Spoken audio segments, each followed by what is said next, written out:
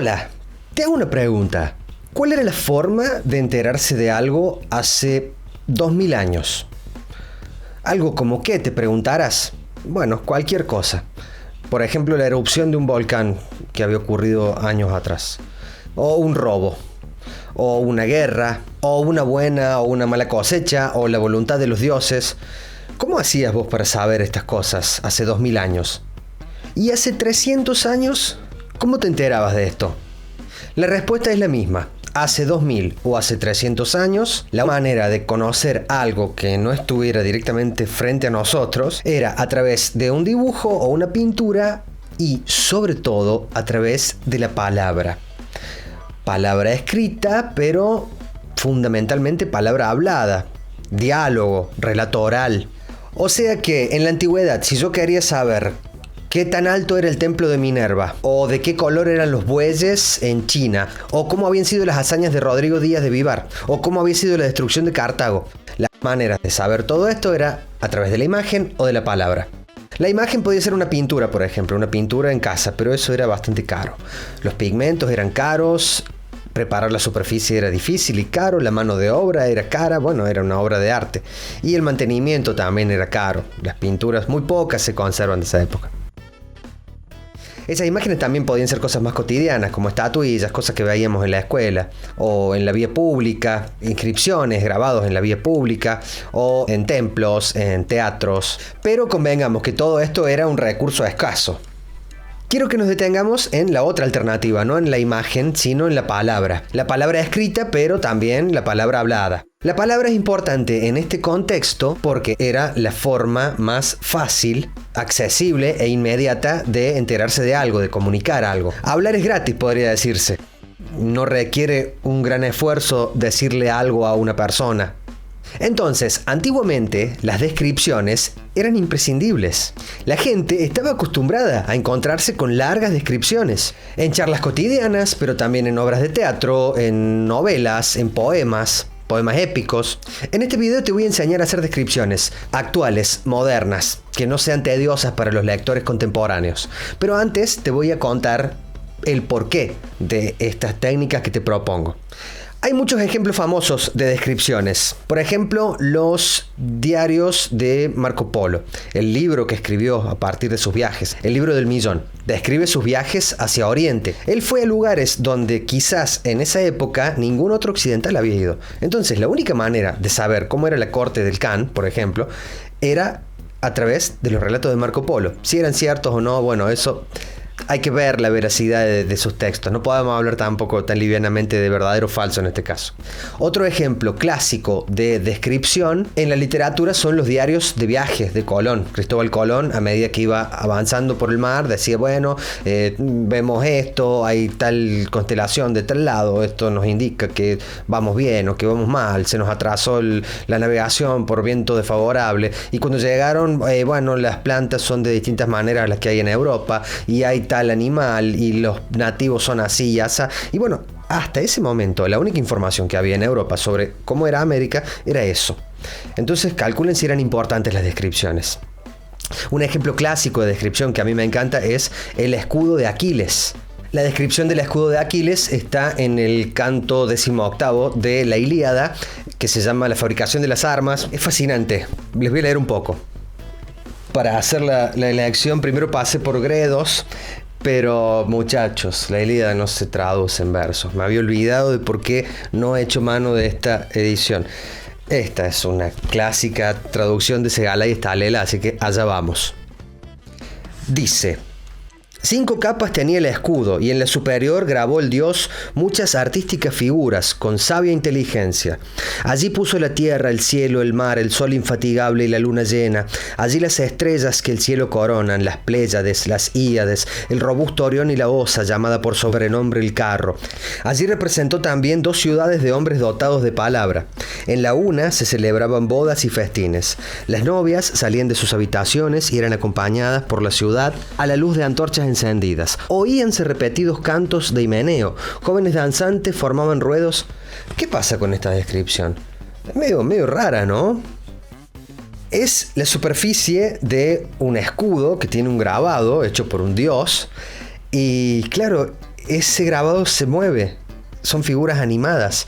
Es más, hasta dice el autor del texto, oíanse los cantos. O sea, se escuchaba.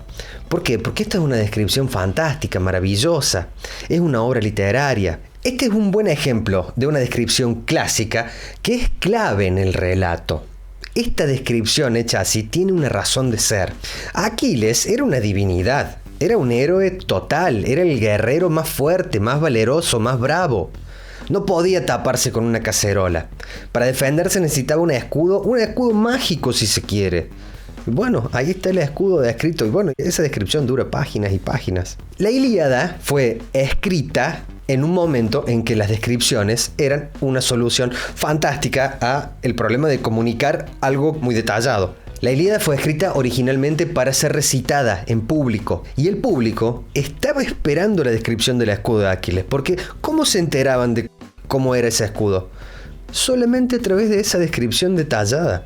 Digamos que estas descripciones pueden haber sido parte del Netflix de la época, por decirlo de alguna manera.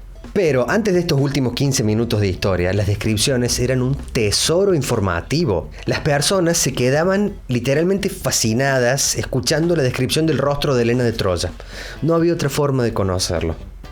Ahora pensé en este otro ejemplo. Mi primo fue a Brasil a ver un partido por la Copa Libertadores, un partido del Club Talleres, en el Estadio Maracaná. Es lejos de acá, son miles de kilómetros. Pero cuando me escribió por WhatsApp, me contó muy escuetamente. En la playa había tal bebida, cantamos tal canción y el partido es a tal hora, punto.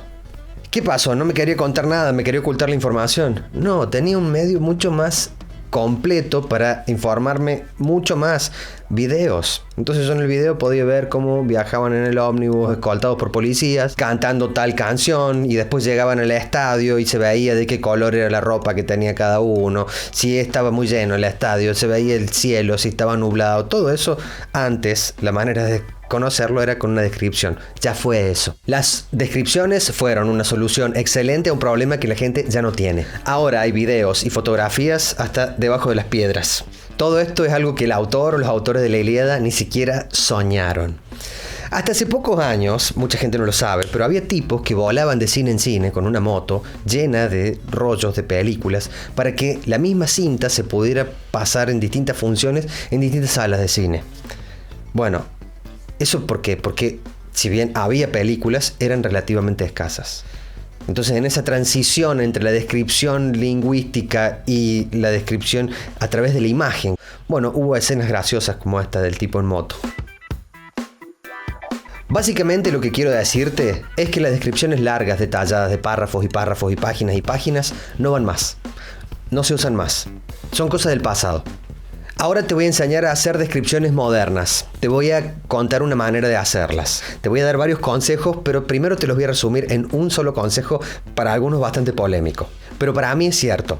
Si querés hacer una buena descripción moderna para tu novela, para tu cuento, hacé todo lo posible para que tu texto no se parezca a Madame Bovary.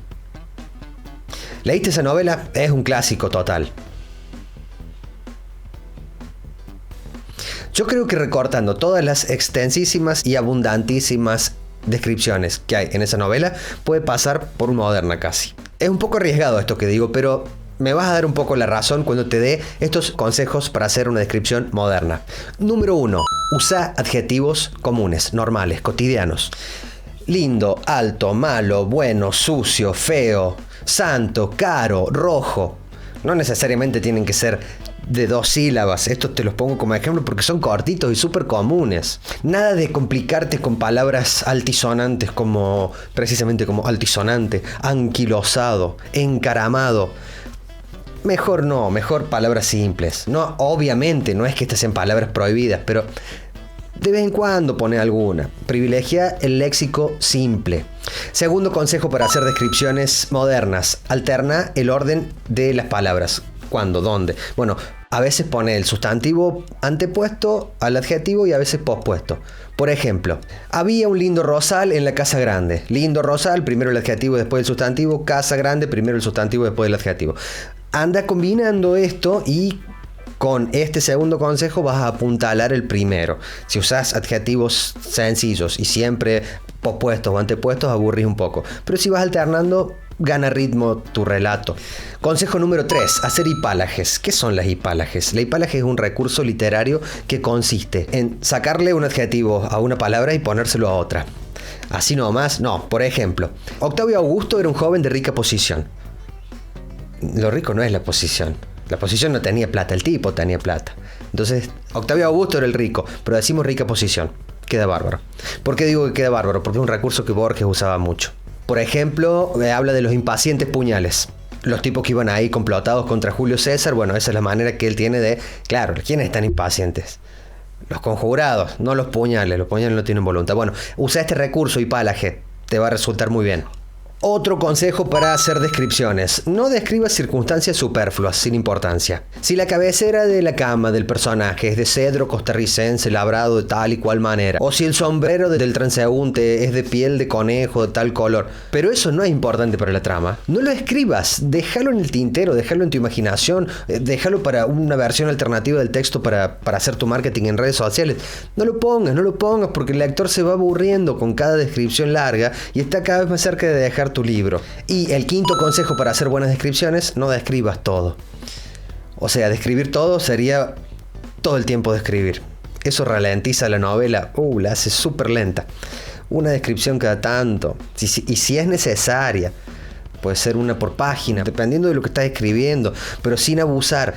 Sexto consejo para escribir buenas descripciones: cuando estés escribiendo un cuento, seguí todas estas indicaciones al pie de la letra. ¿Por qué? Porque tenés que tratar de economizar el texto al máximo. El cuento, mientras más breve, mejor. Fíjate que los que están de moda son los microrelatos, no los cuentos de 15 páginas. Y último consejo para hacer buenas descripciones: cuando estés haciendo una descripción en tu novela, todos estos consejos podés usarlos con un poquito de cintura. Podés, jugar tus cartas, digamos. Si vas a usar algunas palabras complicadas o si vas a describir algo muy extensamente, que eso tenga un anclaje armónico con el argumento y con los personajes, que sea necesaria esa descripción. Estos han sido mis 7 consejos para hacer descripciones modernas. Espero que esta explicación te haya sido útil, espero que te sea interesante este video. Si es así, déjame un me gusta y podés también dejarme un comentario si tenés alguna duda, si querés consultar algo. Si necesitas un corrector de textos o un escritor fantasma, podés comunicarte a estas vías de contacto y también podés suscribirte a este canal. Eso nos ayudaría muchísimo a seguir produciendo contenidos como este. Nos vemos en un próximo video. Hasta pronto.